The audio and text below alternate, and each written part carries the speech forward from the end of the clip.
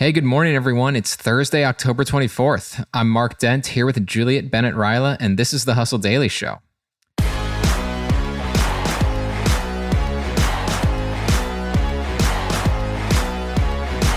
Remember how, 10 years ago, all your friends tried to become the mayor of their favorite bar or restaurant? They were using the check-in app Foursquare, which, believe it or not, still exists and still makes around $100 million in revenue per year. But even though plenty of brands still love collecting location data, Foursquare's days seem to be numbered. The app is likely to shut down by the end of this year. So we're going to dive into Foursquare and all the reasons why it's closing here in a moment. But first, let's give you today's hits and headlines in business and tech.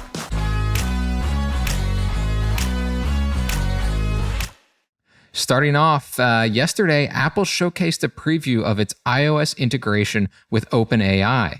So this is how it's going to work. iPhone users who ask Siri a question that Siri decides can be better handled by OpenAI will have those questions directed to OpenAI, as long as the iPhone user gives permission, of course.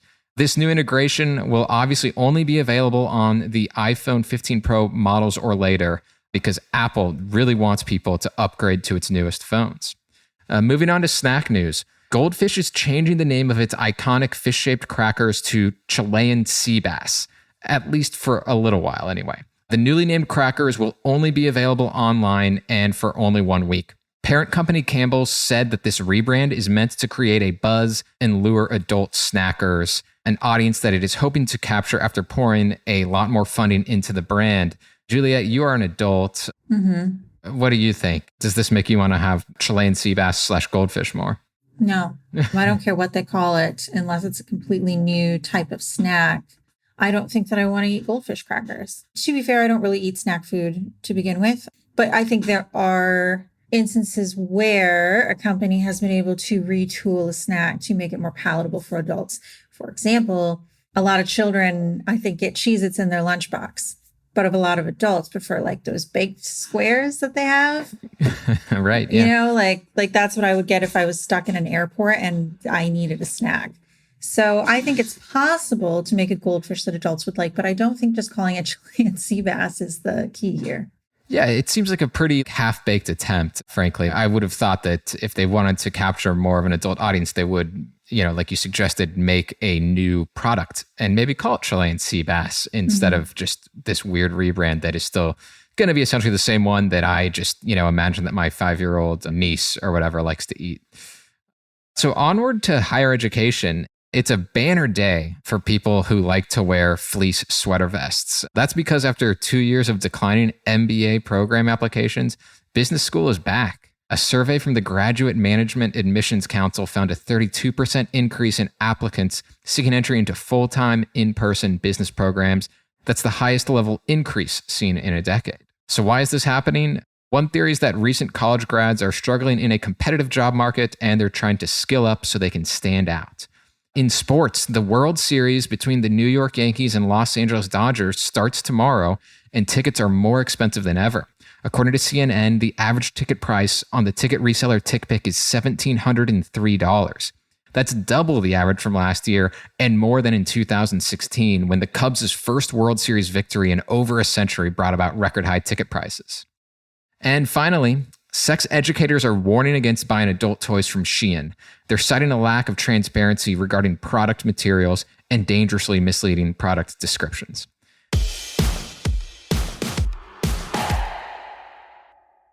With smaller budgets, shorter timelines, and sky-high expectations, growth is feeling pretty painful right now. But HubSpot is here to help. They just announced more than 200 major product updates that'll make impossible business growth feel impossibly easy. Like Breeze, HubSpot's suite of new AI tools that help you say goodbye to busy work and hello to better work. There's Breeze Copilot, a sidekick to assist you with all your tasks and boost productivity, Breeze Agents to automate manual, time-consuming work and add expertise, and Breeze Intelligence to give you the richest, most comprehensive picture of your prospects which are most likely to become loyal customers. They've also reimagined their marketing and content hubs with all new ways to create breakthrough content, updated features, to generate better leads, and lots more to up-level your marketing and your revenue forecast. Get ready for growth without the growing pains. Visit HubSpot.com/spotlight to see them all and demo for yourself.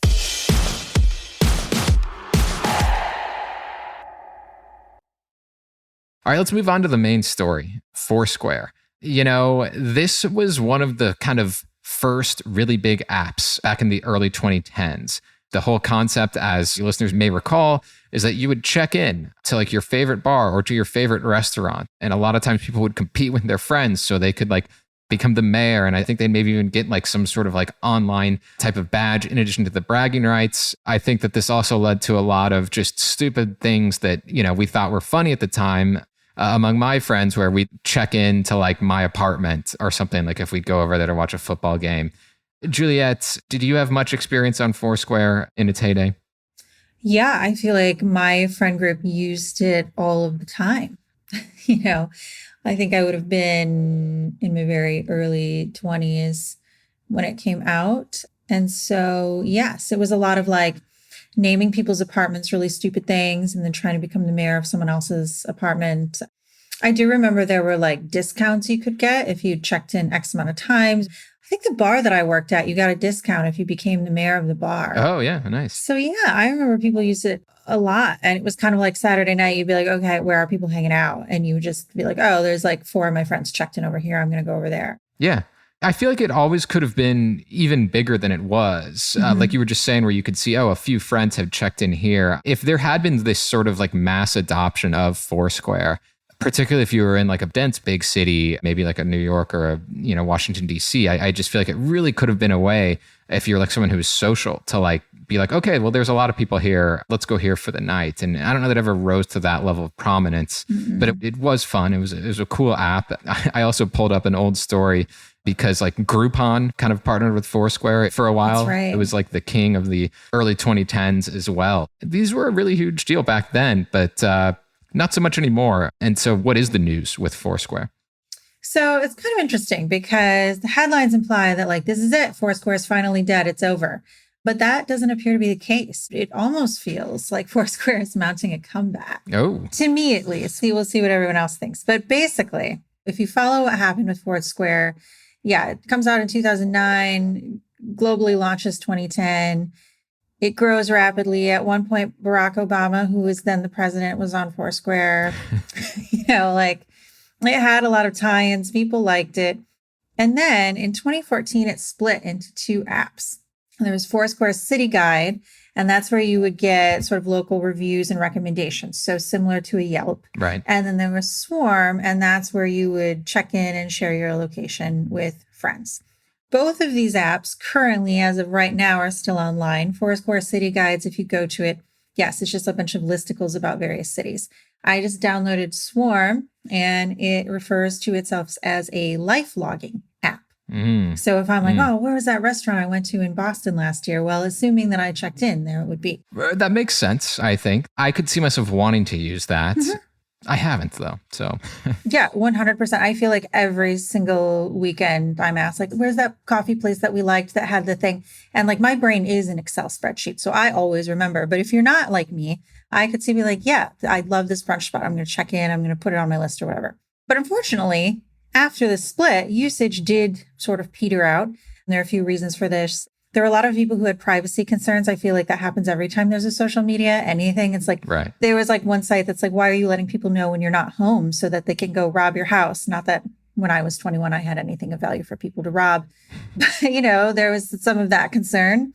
And then also it was just the proliferation of other apps. So it's like, you got Facebook, Instagram, Snapchat, whatever. There's just too many apps. People stopped using Foursquare, essentially. Yeah. And you could, at least sort of check in. And also people would start sharing their locations, at least with close friends and family members, just on their iPhones as well. Right.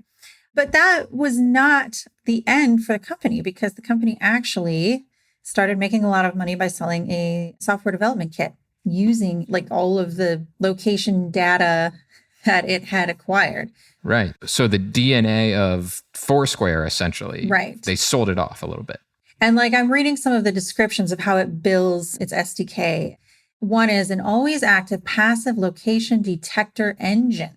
One is next generation location intelligence software. So when you think about apps and the way we use them today, it's easy to see where these collaborations are. So some of the companies that were listed as having used this software are Uber, Spotify, Airbnb, Twitter, etc. So when you think about it, like, yeah, Uber always knows where you are. Postmates is like, oh, did you want to order from this restaurant that you're by? Like, so you can see how this sort of lays the foundation for the apps that we use today. And it totally explains why Foursquare is continuing to make money. In fact, the co-founder, Dennis Crowley, posted to Threads that it actually still has over $100 million in revenue. And I think this probably explains why. Yeah. So in other words, so it sounds like then what this sort of news of this death of shutting down Foursquare is that, like you mentioned, no more city guides, which right. I feel like if you went to the second page of Google, that's when you'd encounter a city guide. Like they did not pop up very often, to be sure, unless you were just very much searching them out. So that's going to be shut down December 15th. But Swarm is the thing that people actually do still do those check-ins on. And it's going to continue. Why is that, Juliet, that you think it's going to continue? Kind of almost a mystery, really. It said it's going to, shut down the city guides to focus on Swarm. So, looking at various speculation that's out there among super fans on Reddit and other tech bloggers, maybe it's just the better app for the location data. Like, it's still getting data. People are still checking in and it's still following pathways that people navigate through on a daily basis. So maybe it just needs that to continue bolstering its other products. The company has hinted that it will update Swarm in 2025 with new features that may feel familiar. So there's also some speculation that maybe it's going to try to relaunch what was initially Foursquare by merging the two apps, kind of undoing the split that they did in 2014 and reintroducing the original Foursquare or something similar to the original Foursquare, which, people really did like because it was so gamified, I think. It was like, not only could you be like, oh, yeah, I'm going to the gym, but also you could get like a badge that was like, I'm a gym rat, and it would be on your profile. And so maybe we see new social apps emerge all the time. It seems like every other week there's a new dating app. Maybe Foursquare wants to move into that. Be like, hey, let's see who goes to the places that you go to. Let's see who's also a karaoke enthusiast.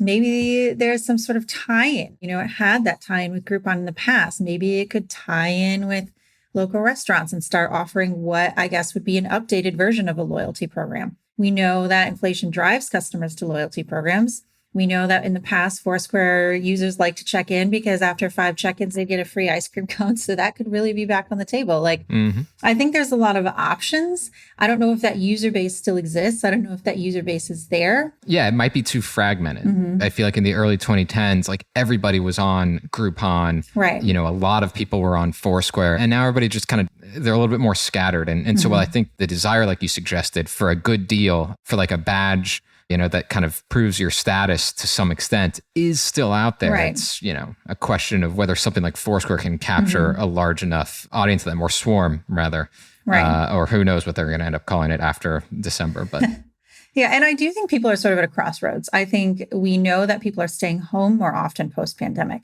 but we also see that people are really lonely post-pandemic. And maybe there is room for a place that would show you things about your city and show you where people are congregating and looking to make friends. So yeah, I'm really curious to see what they come out with. And I'm even more curious to see if people actually use it. Yes, indeed. Yes. Making friends, always good, always hard. So if Foursquare can do that, then yeah, Godspeed. That would be awesome.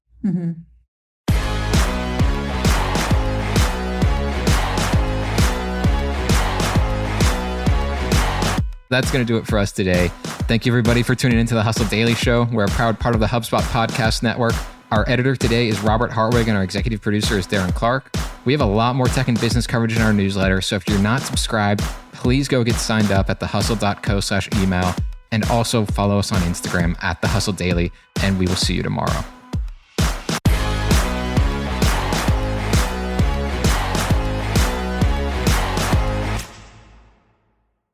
If you're struggling to keep up with all the latest innovations in tech and what they'll mean for your life, TED Tech has you covered. Get ahead of the curve with digestible downloads on some of the biggest ideas in technology, from AI and virtual reality to clean tech. Find TED Tech wherever you get your podcasts. Hey, what's up, everybody? I've been listening to this awesome podcast lately. It's called Hustle and Flowchart, hosted by Joe Fier, and it's brought to you by the HubSpot Podcast Network, the audio destination for business professionals. The Hustle and Flowchart podcast with Joe Fier is all about how to build a business so it gives you the freedom and fuel for your life. You can join Joe as he discusses systems, mindset tweaks, reframes, and strategies for entrepreneurs and really anyone, to be honest, to enjoy the process of being in business and also having fun. This isn't just for the entrepreneur looking to make $1 billion business, but it's also for somebody who's looking to build systems that work for you so you can make more money than you need just by working part-time, essentially. I was actually just listening to an episode he had on Kareen Walsh behind the app Hey Kareen, and Kareen talked a lot about how to scale your business effectively, especially if you're just a startup, especially if you're just an app startup specifically. It's an awesome episode. I would recommend it to anyone. You could check them out and you can listen to the Hustle and Flow chart wherever you get your podcasts.